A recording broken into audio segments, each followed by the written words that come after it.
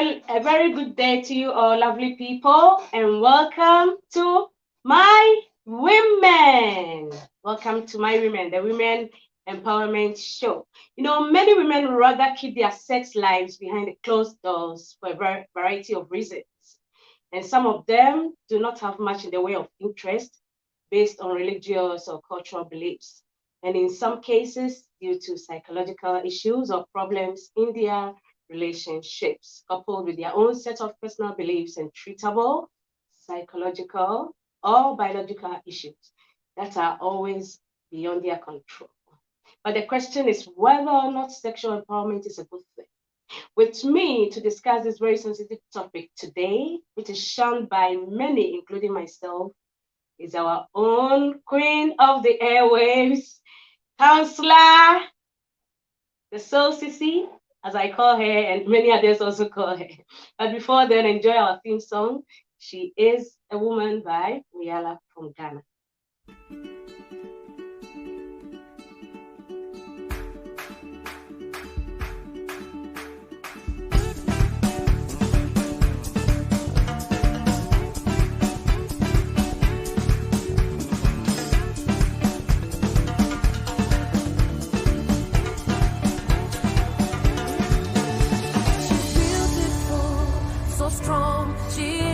Educated, talented, she knows her worth. She's cultural, a woman of substance. And when she walks, the world will stop and stare. She's a woman.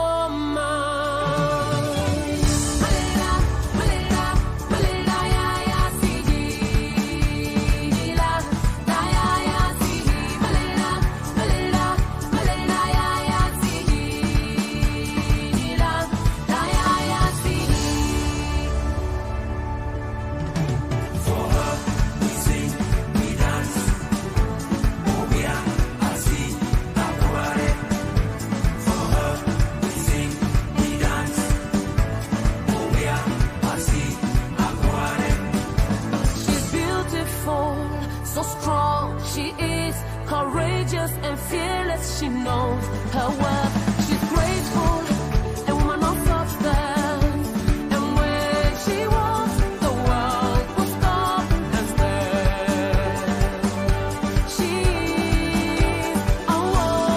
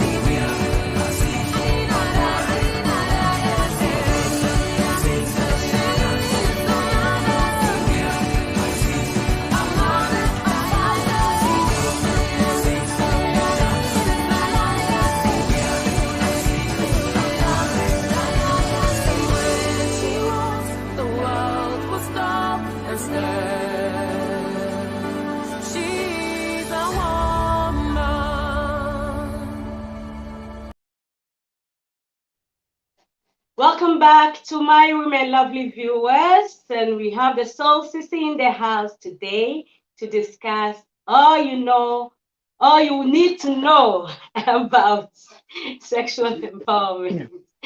Welcome to the show, my darling sister. Grace, I can't hear you. If you can hear me, I can't hear you. Hello, you still cannot hear me? You can hear me now?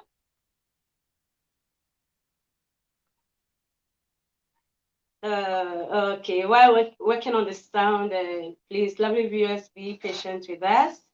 We'll get our lovely sister back online soon. Today, we are going to discuss about sexual empowerment. So stay tuned. Hello, sis. So sorry for the technical hitch, lovely people. Welcome again to MyWomen. Yeah. My sister, you can hear me now? Yes, Grace, I can. I can hear you now. Welcome to MyWomen. Thank you, darling. It's always a pleasure to be here. Thank you. Okay. So we'll go straight to the questions. What does it mean to be sexually empowered as a woman? You know, sexual empowerment. Let me first and foremost forgive my manners. Let me first and foremost welcome our viewers from all over the world. Thank you so much for having me. It's always a pleasure to be here. And I hope that this afternoon we have a fruitful discussion, really. I hope we have an interesting time. By definition, um, sexual empowerment means giving power or authority to somebody, making them stronger, more confident, especially when it's in their right too. Okay, so it is basically that. When it comes to sex, it means that the person has the power to choose when to have sex, where to have sex, in fact, and with who. All right, so it is that authority over one's body, over one's right, as in one's right, to be intimate as and when they want to. So that is sexual empowerment in its generality. When we narrow it down to the sexual empowerment for the woman, it is that right, that control given to the woman um, over herself, her body. She has that control over her body for who she is. So if it's me, Gloria, I have that power to say that I want to have sex this time. I want to have sex with this person. I want to have sex here and all that. It is that control and that right, in that ambit. Let me put it that way, Grace. Okay. So is there any connection between female sexual empowerment and feminism? There certainly is. After all, we all belong to it both belongs to the same gender, female. Okay, so feminism, it's simply highlighting the girl child or the womanhood. Okay, it's about recognition of womanhood. It's about placing the woman in the highlight, the female gender, let me say, in the highlight, highlighting their goods, highlighting their qualities, highlighting their skills, pushing them up front and not backwards.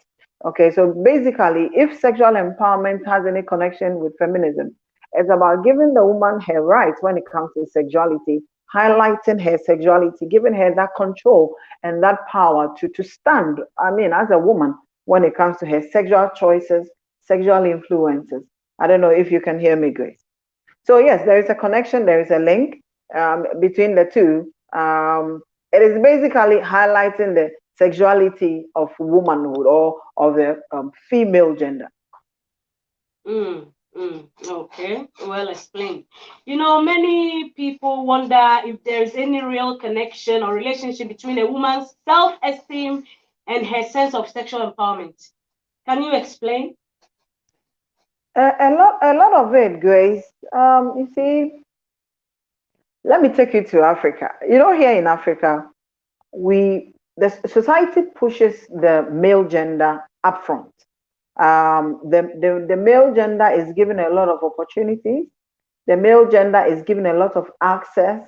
Not too long ago, it was the male gender that was pushed to go to school, and the female gender was kept back home in the kitchen to help mommy, to help the keeping of home, because for society in Africa, the farthest a woman can go is to be married to a man and to serve the home and to take care of your kids.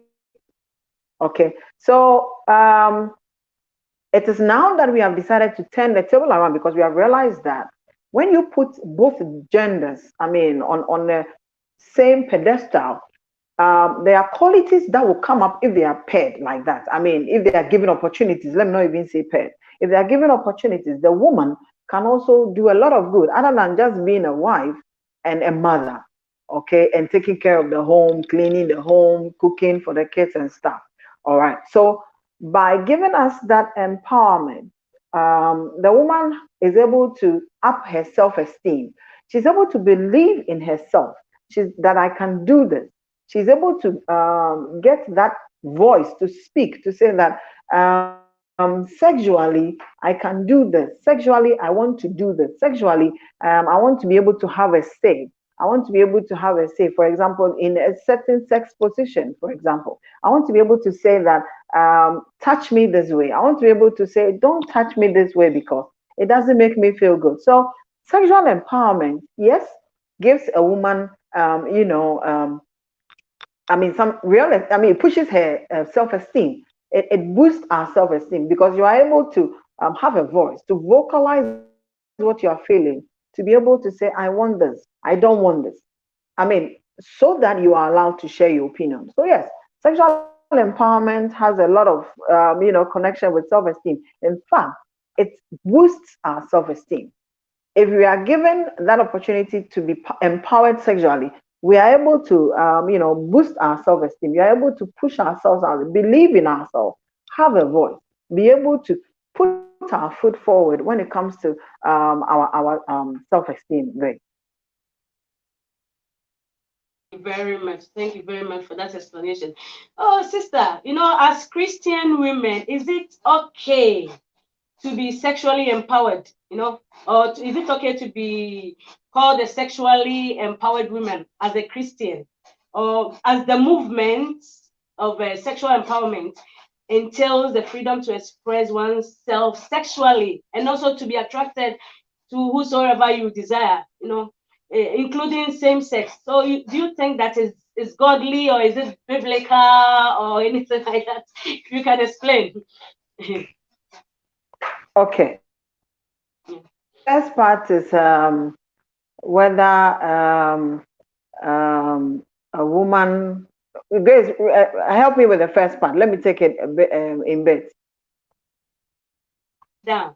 I'm asking if it is okay to be empowered sexually as a Christian woman, because when I look at, or when we look at sexual empowerment in general, it entails the freedom to express oneself, like yourself as a woman, to express yourself and your sexuality, and which also entails being attracted to whoever or whosoever you desire, including the same sex. So do you think it is in line with our beliefs as Christians? Okay. Or as a Christian So let me take the woman? first. Let me take the first part first. Um, Christianity has everything to do with being empowered. For me, Christianity, if you are a woman and you are empowered sexually, why not? God created sex. And when God created sex to be between two people. And these two people are two matured people who say that I want this, I want that. So the fact that I'm a Christian doesn't mean that I can't say that I want sex, and I should be able to express myself sexually. Okay. As a Christian, if you are vocally sexually, no problem at all. I'm a Christian, but I'm able to talk about Christianity. You see, in time past, we were crippled. And so, even in the church, we couldn't talk about sex. We couldn't preach sex. But for Christ's sake, God didn't create sex. And in fact, if I'm a Christian and He's my God and He has created sex, who who better enjoys it? Is it not me?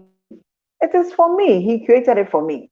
So we were only inhaled in darkness. The Bible told us was that we should not engage in it. I mean, in fornication or as in adultery or in fornication. But the sexual act itself was created by our God. That it will be used in what settings? Um in the settings of love. So it is not out of place for a Christian woman to be empowered sexually, to be vocally, open about sexual needs and sexual desires and all that. It is not, wrong for a Christian to be vocally sexually. It is not. It is not at all. It is within our ambit. I would, use that word. It is even for us. It was created by our God, and so we would have to talk about it. We would have to use it. I'm looking for a Bible verse that spoke about what God told us when He said that we did something wrong as human beings. So He gave us up to vile. What do you call that thing? Vile. I want a word. Vile desires. By vile desires, so that we were doing what was unnatural. I don't know if you get me. I'm looking for that verse, and my brother is helping me with it. Good. Let me go to it is in Romans 1:26-32. Forgive my viewers who are not Christians, but I'm a Christian. I just have this reference. That is where I stand, and so do not agree with our brethren who say same-sex and same-sex thing. It is by this verse and probably many others why I, as a Christian, do not, subscribe to the same-sex concept. And even before I go into the same-sex, the Bible's, reading, but for our viewers who may want to check, is Romans chapter 1, verse 26-32. It's a bit lengthy. Romans chapter 1, verse 26-32. If my viewers would want to cross-check, this is where I'll be reading from. Now, before I go into the scripture, when we take our brethren and our sisters who are into same-sex practice, grace, there is one who behaves like a woman, and there is one who behaves like a man. If you have seen the way our gay and sex, our lesbian and LGBTs, I mean the movement, if we have seen how they behave, there is always one who is a man. There is always one who is acting as a woman. So I ask again, where did God go wrong when He created a man and He created a woman for that purpose? So to me, I don't think that we should wallow in that. God created a man for a purpose. He created a woman for a purpose. So I don't like that thing when people say that they were born with it. No, you were not born with it. Hormonal upsurges and changes happen during conception, and so some of these things may happen where somebody is a male but behaves or has some traits of feminism. That doesn't mean that you should go looking for a same-sex partner. To me, let me go into the Bible, Grace. If you are going to behave like a man and one is going to behave like a woman, then why don't you go for what God created originally? So for me, as a Christian, I don't succumb to that, and this is the reason. Let me read, Grace. I hope we have time for it. Can I read? Okay, Grace, I couldn't hear that, but let me read. Yeah, please go ahead. Okay, thank you. Romans chapter 1, verse 26-32. I'm reading the King James Version. It says, for this cause, God gave them up unto vile affection, for even their women did change the natural use into that which is against nature.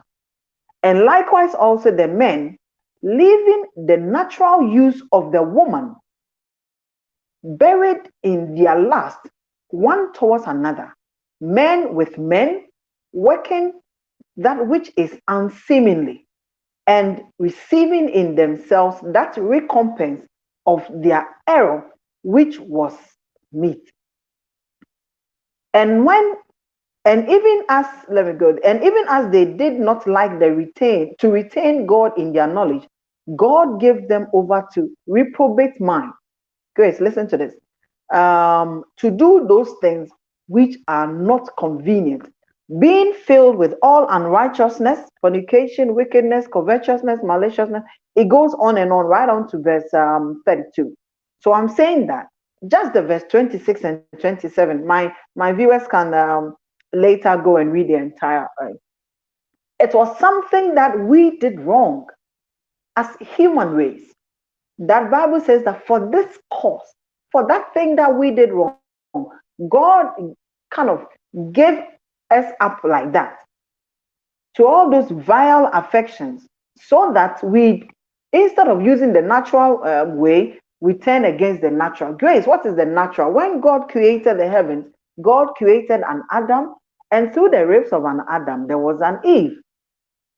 Now, if that is the natural thing, but by virtue of whatever error we did, and so we have gone against, God, and He has decided to give us up for something that is unnatural, and we are doing this. It's not godly. It's not Christian. It's unbiblical, I would say. So the fact that I say that I am empowered as a woman doesn't mean that I should engage in same sex. I don't believe in that. Those are not my values. Those are not my Christian values. And I don't agree with people who go into that. But yes, say, sexual empowerment is supposed to give me a voice. It's supposed to give me a self-esteem, to have control, to have some rights when it comes to engaging in sex. For me, sex is between a man and a woman, and not the other way around. So sexual empowerment should give me a voice, should give me an authority over my body, some rights, but with a man and not with a same-sex, relationship. Great. So much for that clarification, my darling sister. Is well explained. But why do we always have the impression that sexual empowerment rather encourages promiscuity, multiple sex partners, and premarital sex? Can you explain that? Because we have that impression. It's wrong. If we are given power, there is freedom, but there is rights with freedom. So you are given power, but your power should be within a certain ambit, should be a certain frame. You can't overdo something just because you have the power. You can't abuse power, even though we see that all over. All right, so we are asking for sexual empowerment to be able to reduce drastically rape, for example, to be able to, reduce instances of sexual harassment, to also get people to be punished for some of these assaults when they are perpetrated against the womanhood or the female gender. But it doesn't mean that I have sexual empowerment, so I should go out there and just be sleeping around. As an African woman, I will always refer to me because that is where I am coming from. I believe that we have been given some values at a point in time, and one of these values includes faithfulness. At a point in time, when I am in a relationship with somebody and I feel that I don't want to go on again, good thing for me is to end that relationship and then move on, engage somebody else for another. But I don't keep this person. I'm having problems with this person in this relationship, and then I am just gallivanting all over, sleeping around in the name of sexual empowerment. I think that's not the case. That is wrong, and that is not proper.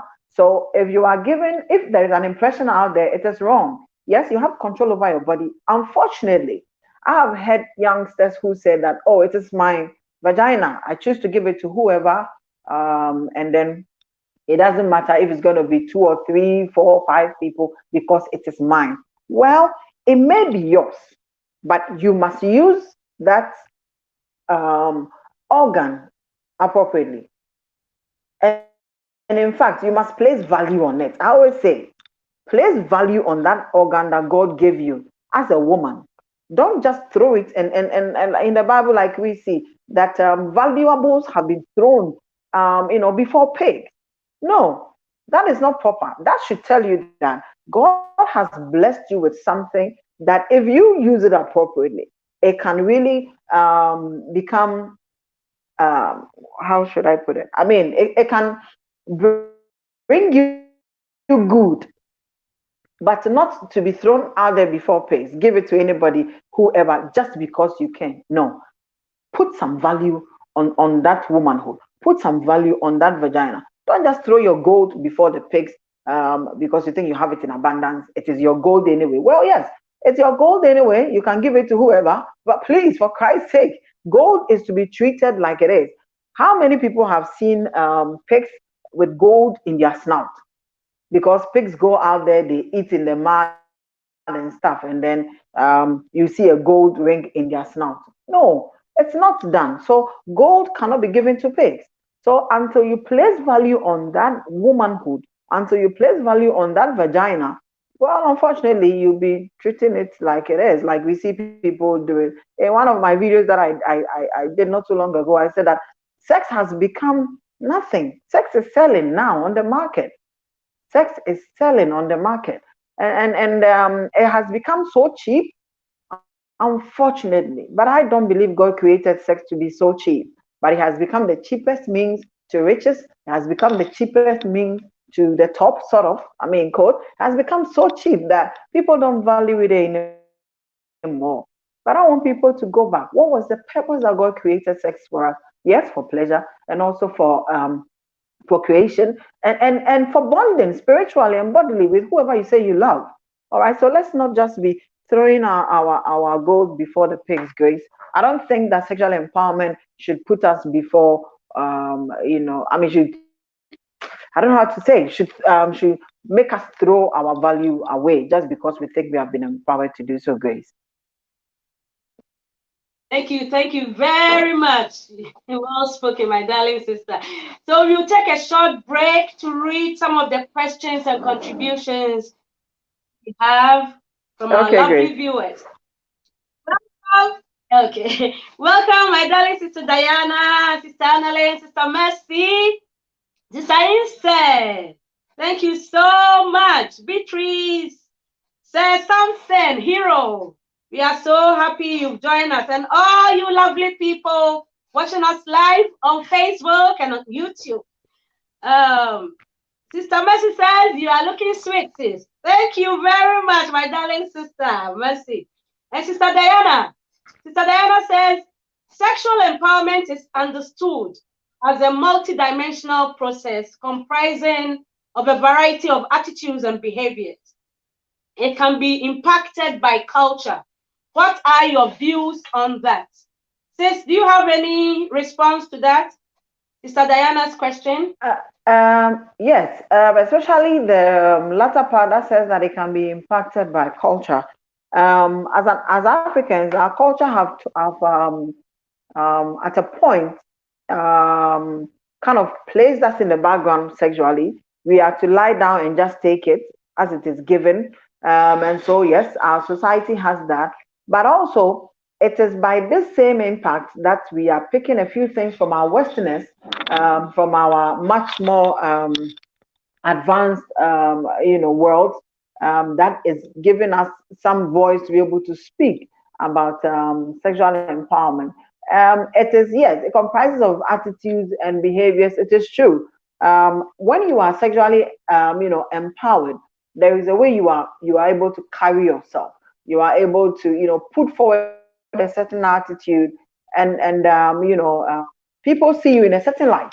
People begin thinking that, okay, well, you are very outspoken. In fact, when some of us started speaking about sex, people thought that, whoa, we have gone over our boundaries. I mean, a woman is not supposed to talk like that. Also a Christian woman and all that. But we forget that it is education, and we must have a generation that is coming after us that is emboldened and empowered when it comes to making sexual choices, but appropriately. Let me be quick to add that appropriate sexual choices, not just because a bouquet is offered, you eat everything in the bouquet because it makes it beautiful. No, you must be able to select that. Okay, a bouquet came in this, but I love this. I love this because it adds up to my original creation as how God created me. Let's not joke around and see. When God created a woman and a man, Grace, God gave us different. Look at how a woman's body looks like. I mean, we come in all the softness, in all the curves, the hair, the stuff. Even fine, we are cutting our hair and all that. The woman's structure is different from the man. It means that the woman has some complementary duties to do, to some flowering activity. I tell my male colleagues that we are the flowers of life. We are the flowery part of life. So the men are all straight and hard and all that. We come into complement with some softies and all that. So it is us women who are giving hugs at the workplaces. It is us who are partying and robbing the men at the back. Forgive me, I forget we don't have three audience. Left to our men alone, it will just be all hard and all straight. I mean, like that, bony and stuff. But it is a woman who gives you a warm hug, and you're like, wow, I'm resting on some softness, even if she's as slim as I am. You are able to feel some comfort. So yes, great.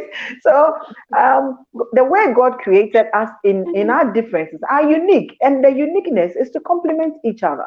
It is to come together and then beautifully make society a beautiful place to be. So I believe that we all have our place and we should do it. We should occupy our place. When we occupy our places carefully, and we do what we are all supposed to do, come on.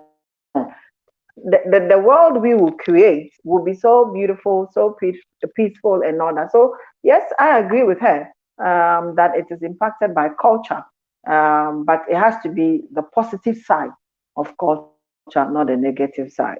Grace.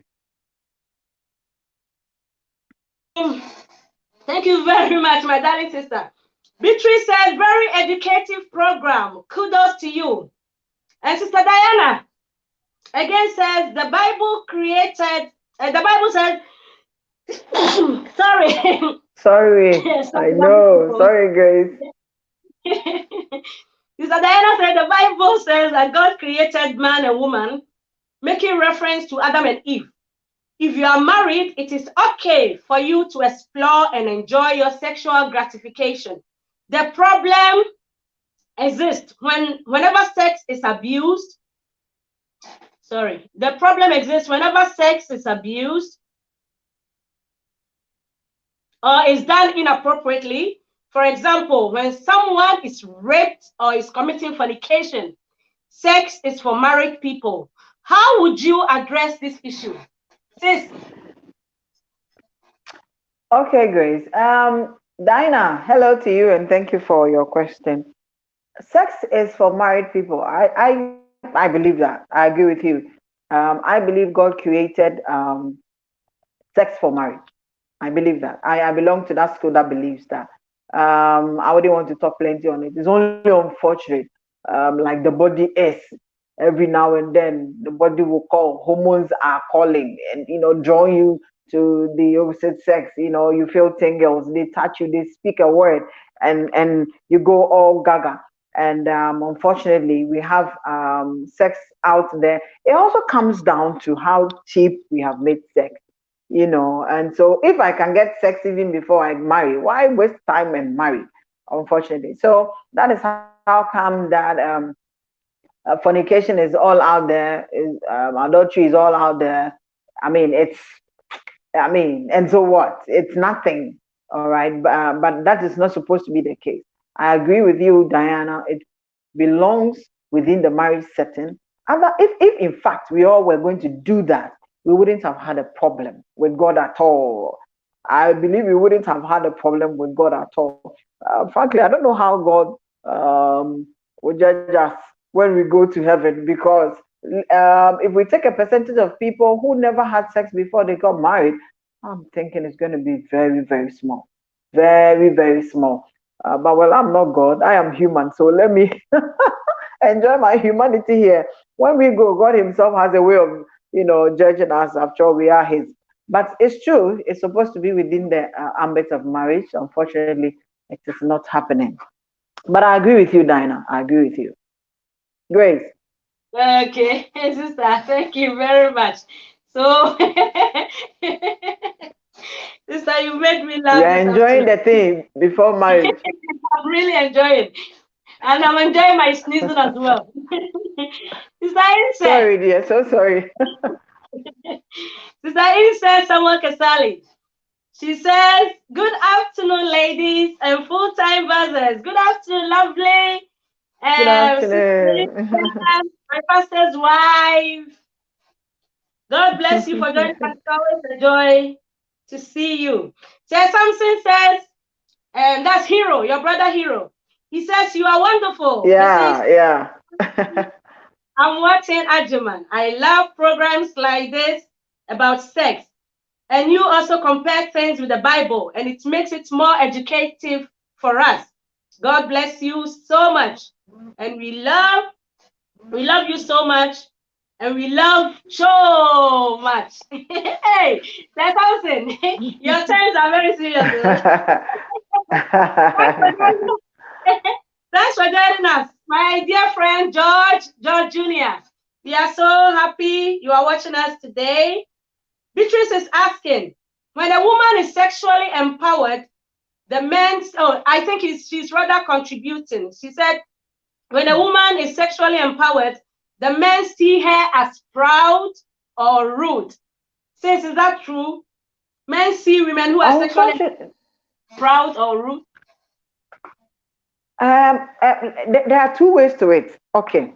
So publicly, they may condemn you and think that, oh, that's not a woman's place to be all bold and sassy about, sex and all that.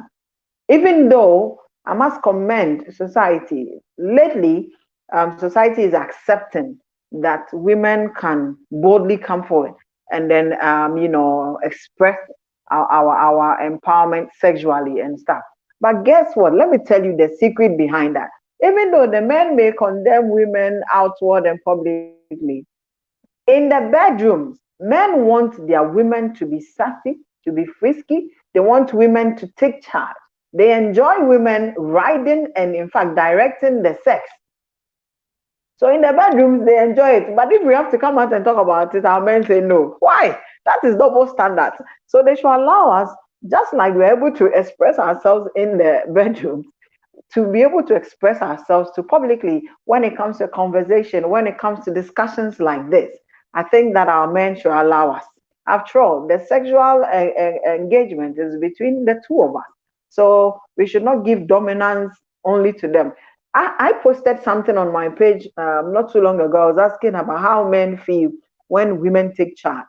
A lot of men said that they love it, but it's unfortunate that the women don't like doing it. And it is also because of our upbringing. Society has told us it is not a woman's place, for example, to call for sex. It is only now that it's changing. Society has told us that it is a man's, a man is the hunter, a woman is the prey. So if you are the hunter, then I lie down. I kind of hide from you, cry. Then you will be coming at me. So we go into the rooms, we are expecting our men to remove our clothes, wait for them to reach out to us, because that is the upbringing we got. It is now that we are learning a few things, from civilization and from the Westerners, which I think it's good. The men enjoy it, so they should allow us to publicly also. It is not rudeness. It is not. I know that some women can be rude about it anyway, But you don't have to be rude just because you are empowered. No, that I don't think is proper.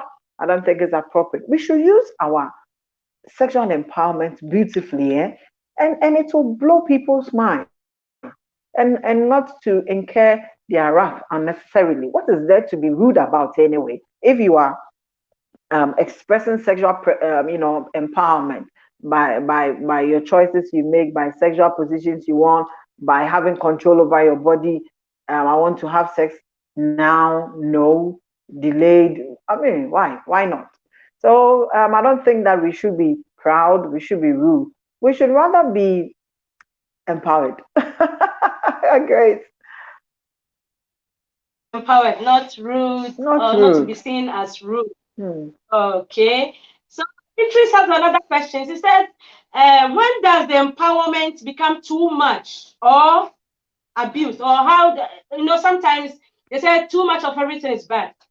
So when does it become an abuse or too much by women, not men in particular, or necessarily?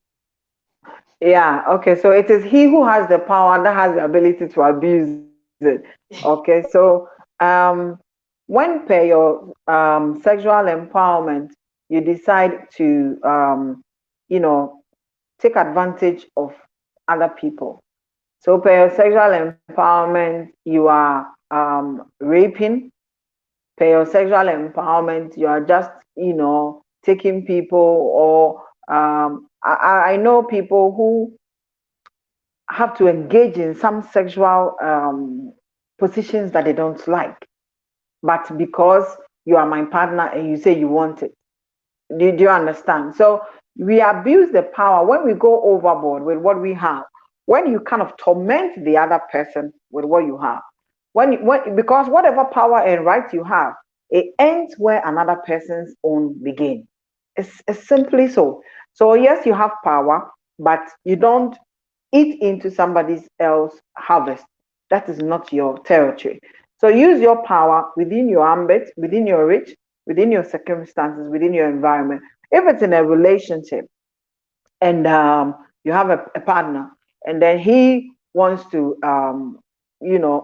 for example, I don't know if I should use the word rape, or he wants sex and wants to take it by force. You have that power to say that I don't want it, and then renegotiate another time. I mean, you have that ability to speak about it. You have that ability to say, no, I don't want this sex position. I have seen videos of women crying, lamenting.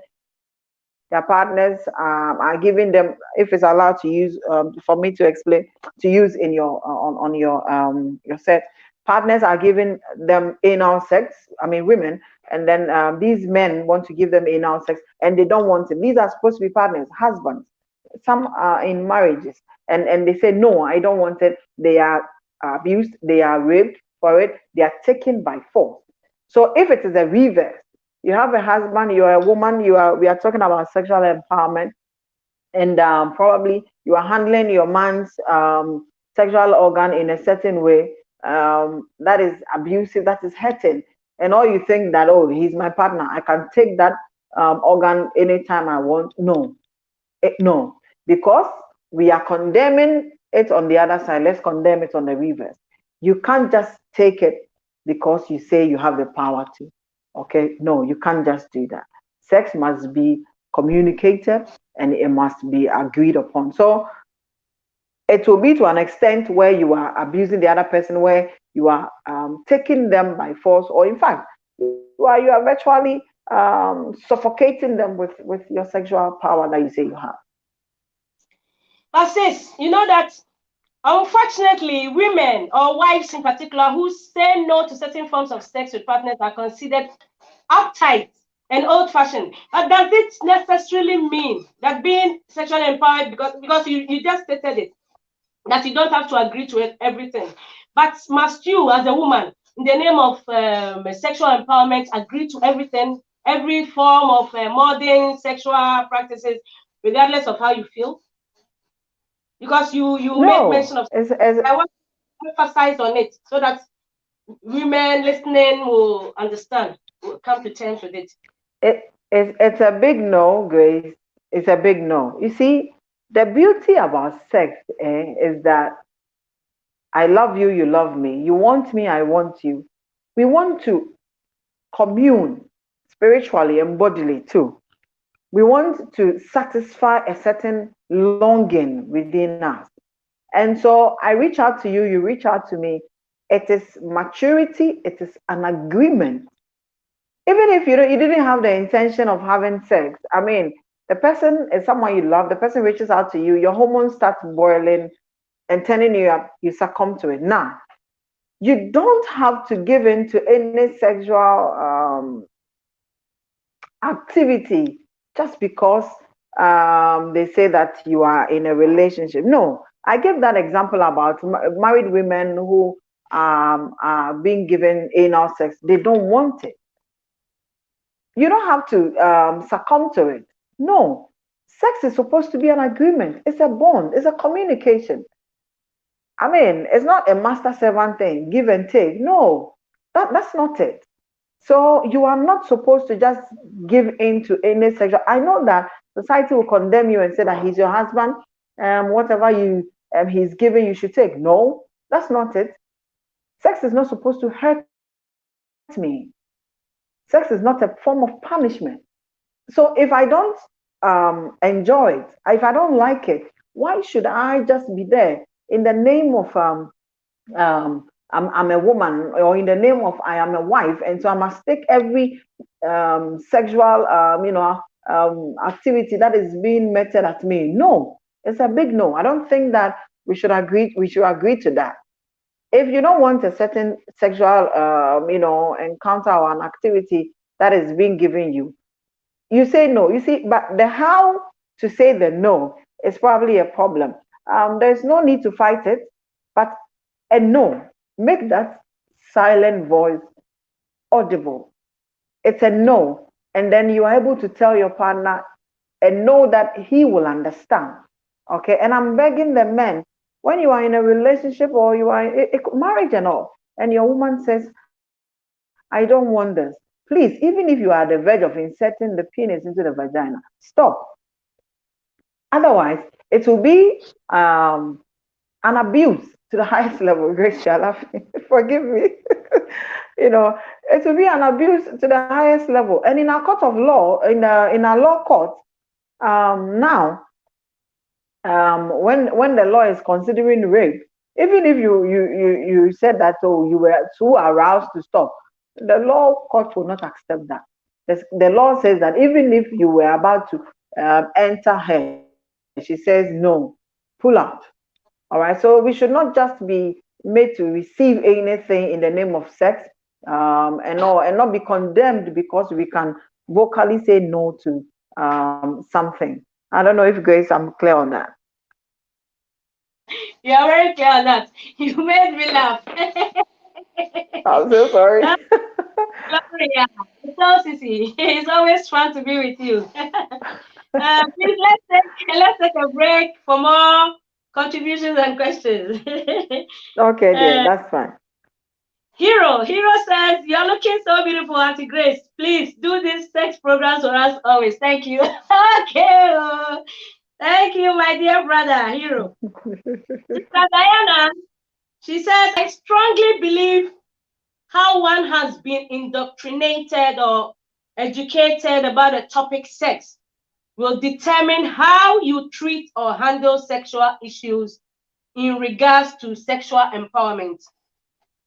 Absolutely. So you have Absolutely. to that. Yeah. Absolutely. So it all comes down to where our values have been cultivated from. See, if you put two youngsters together, one from the Western world and one from Africa, our opinions are different. The African cannot talk about sex openly. Sex is supposed to be sacred. Sex is supposed to be talked about in the bedroom.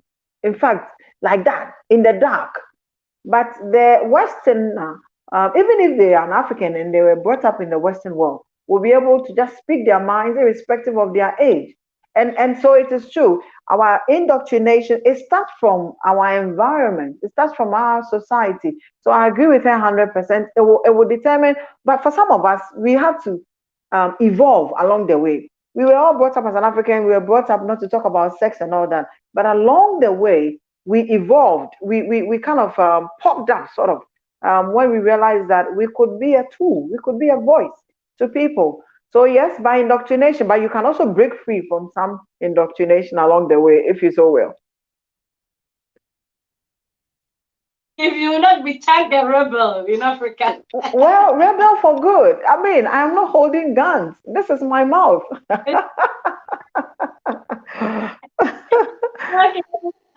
Thank you very much.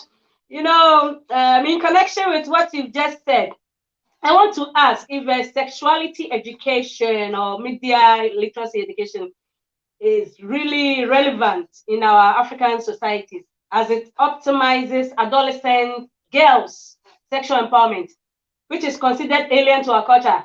Because, you know, our culture as Africans instills values and encourages abstinence compared to the Western world that allows it, you know, allows girls, even adolescents, engage in sex.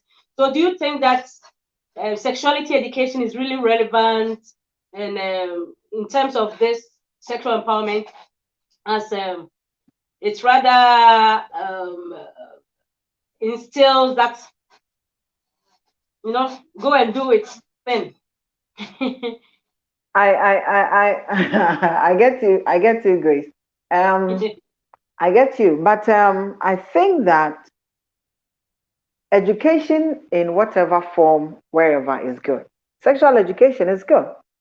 I've forgotten a certain there was a certain policy not too long ago, I think last year or so, here in Ghana, where the government wanted to pass a policy that would teach education to kids, 5-year-olds or something like that. Some of us didn't like the idea because of age. I'm thinking that yes, we should educate our girls, we should educate our boys equally, especially the girls, because it is something that we are now doing. But we must start from the right age. I'm thinking when you expose kids too early to sexual education, it's wrong. Too late is wrong. We must have the right education at the right age. But yes, sexual education, it's conk, and it's very, very important.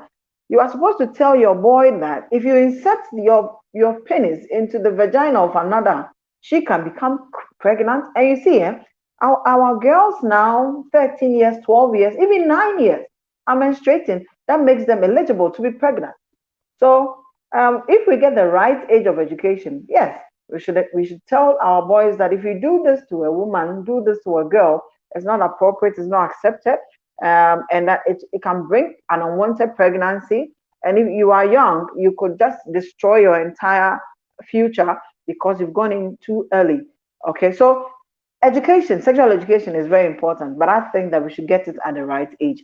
And parents, teachers, and society must be involved to do that education.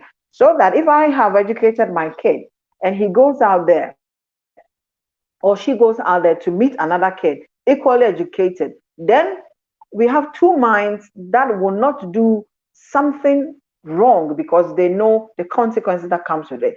But when one person is educated, the other is naive, that is when curiosity comes in. So the one that is educated is able to influence the naive one, and then the unexpected or what we didn't want can happen. But yes, I am all for education of our sex in our children. But the right age and appropriate age is what we have to look at. Great. You know, Sister Annalyn is corroborating what you are saying. You said that as a teacher, we differentiated between sexuality education and sex education. That means there are two things: sex education and sexuality education. Yes, I think that sexuality education has to do with sexual empowerment, and then sex education has to do with getting pregnant, teenage pregnancy, and how to protect yourself and stuff like that. I agree with that. And hi to Annalene too. Thank you very much, Annalyn. And so we'll take I think Brother Evans Amoa has a question.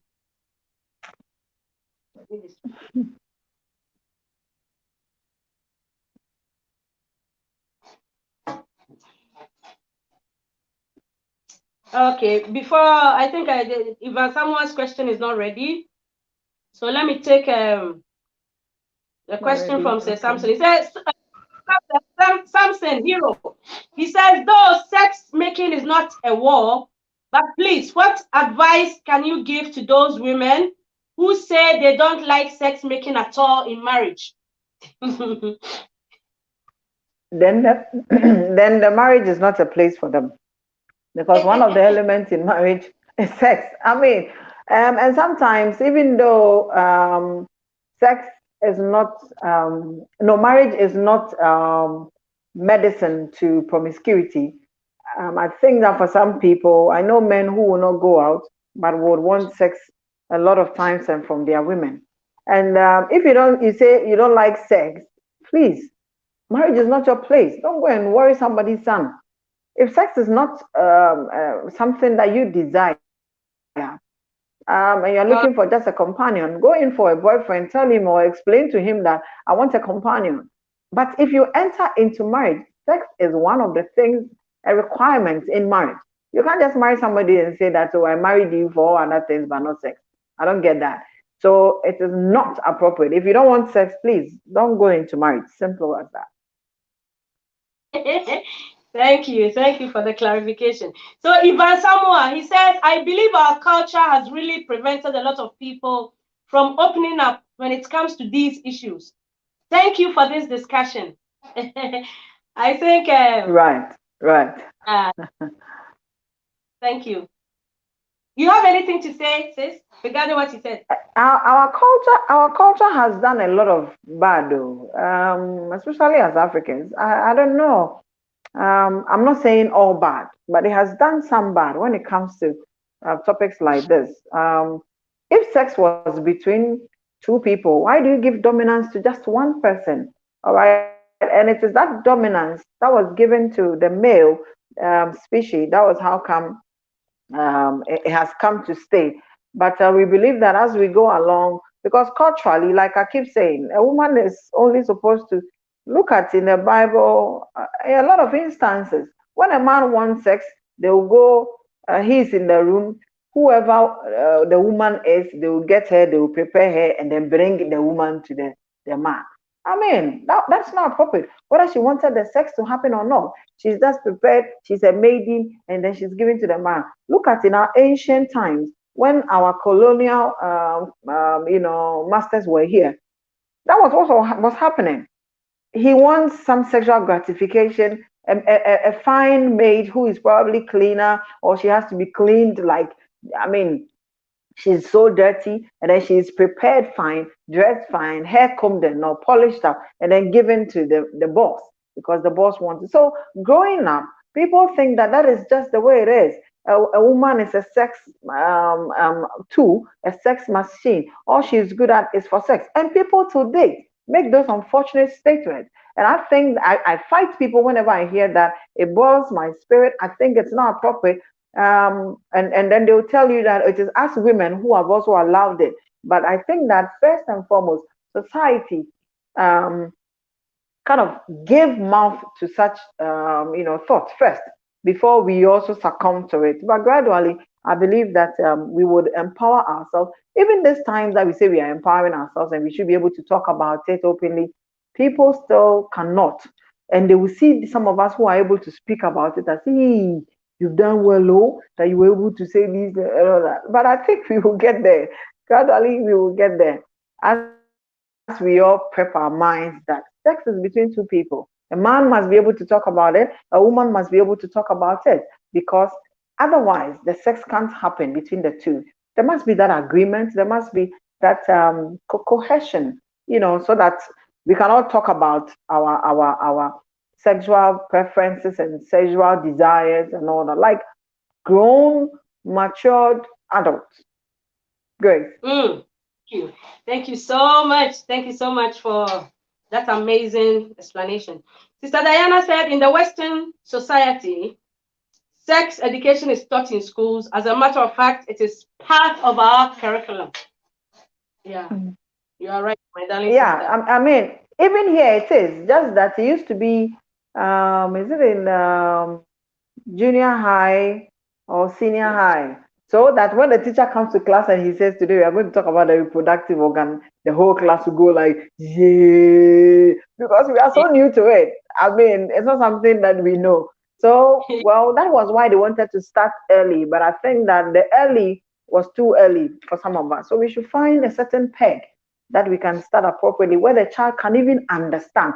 Sometimes you're educating somebody on something, they don't even understand the dynamics of it.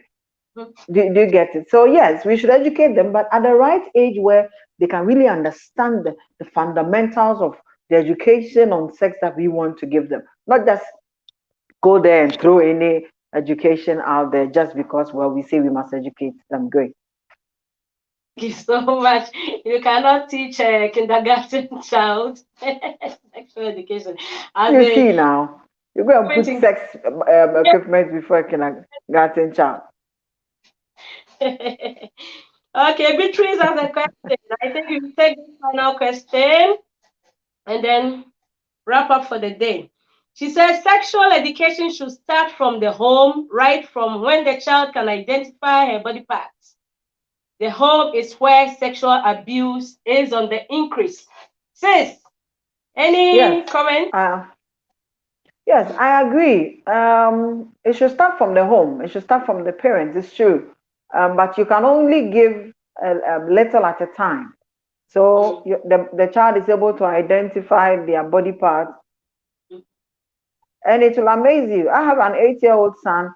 Questions that he will ask me sometimes it's so suffocating, but you have to find a way to explain it to his understanding. He's asking the questions, but understanding the answers you will give is also another thing. All right. When they get a certain age, they are curious, and we must educate them bit by bit, but we must give them in those smaller doses that they can contain.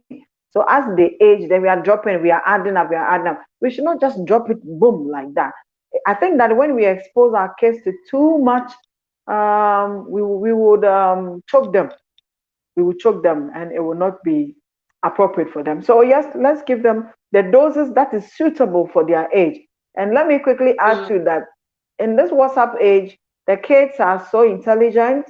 If you're a parent and you don't take care, what your kid will know, you will not know. And before long, they've accumulated a lot of information that have unanswered, curiosities that have been unanswered or unresponded to, and then they'll be doing something bad behind. So as and when we see that the curiosity is rising, then we'll be dropping the questions, the answers, and then educating them on the go, but not too much at a time. It should be gradually, and I'm sure that we will be fine. We will get there.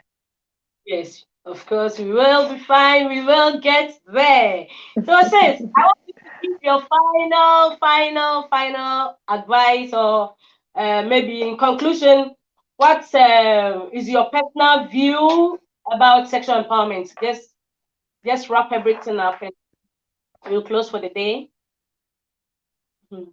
Okay, so I would say that if a woman is sexually empowered, it will benefit everybody. Society, would be more equitable. Society would be a nicer place to live in. I mean, we will achieve a lot together, and I hope that we will start right away empowering our women. And we should also invite people into the conversation. We should have the support of our men on board, because sex is for two people. Sex is for, it's for more than one. I always say that people who do self gratification and all that, that's not the problem. But know who you are, know your body, have control over your body, when to reach out. Because when you don't have control over your body, you feel horny, and then you are out there looking for the next person who will give you some satisfaction sexually. and that is not proper. So know your body, know how to control your body so that you can give or take sex as and when you desire. And as women, let's also put value on ourselves. And let me also say that we are not sexual tools. We are more than sexual tools. We are not sexual machines that we will just resort ourselves to just that. There's more in us. So we should go out there. We should explore. We should open up. We should learn, educate ourselves, and reach out to the world. Let your dreams or visions be out there because you are more than just a woman. There are qualities, there are skills. We are brainy, we are intelligent. We should explore. We should open it up and let the world benefit. So we should go out there. We should be empowered, but we should also place value on our sexual empowerment and not be abusive with the power that we have. Grace, thank you so much. Thank you so much. Thank you so much, darling sister. Please, if you have any shout outs, greetings to friends and family, loved ones, you can go ahead. Yeah. Let me say hi and thank you to all followers and lovers of Love Reigns brand, the Love Reigns TV. Thank you so much for pushing us up there. Thank you for increasing and helping us reach out. Love reigns because we want love to reign. All right, and it includes everything and anything concerning sex, love, relationships. That's what we do. And let me say thank you to my brother, who's like a right hand man to me. He's been helping. Just that lately, I'll not get him, but he's been supportive today. And his name is Evan Samoa. He sent a contribution to us. And thank you to Hero. Hero has also been so. Hero joined you and I. Thank you so much to Hero. Otherwise, I wouldn't have known or have this beautiful relationship we have with Full-Time Buzz, and I'm grateful. So let people go out there, look for me, Gloria Antonia Martin Ajimai, the Soul Sissy, and I'm all over with Love Reigns TV on social media. And so you look for us, follow us, like us, and drop comment for us, subscribe to our channels, and we also do counseling and all that. So I'll leave the rest for you, Grace, and then you help us reach the world. Thank you so much for having me, and I'm very grateful. I'm very grateful to you too, for all people who helped, so that today I can have a quiet environment for this broadcast. The last time it was so noisy. My husband has been very supportive in this. He has to take care of them today fully, so he's doing that so that I can be here. Thank you again. Thank you for having me, Grace. Thank you so much. Welcome, darling sister. It's always amazing to have the queen of the airwaves with us, the Soul Sissy, the one and only Soul Sissy. Thank you. It's always fun to be with you. Thank you, sister. Sister Diana says, wonderful discussion. Thank you, Madam Grace, and thumbs up to our wonderful presenter for keeping us all engaged. Empowerment is the way to go. Thank you. Bless us, Sister Diana. Sister Adeline says, God bless you. We love you all. Full-time buzzers. Continue supporting us. And for your information, today is the first anniversary of Full-time Buzz. Without your support, we wouldn't have reached here. To God be the glory, and thank you. Continue supporting us grow by liking and sharing our videos. Thank you so much.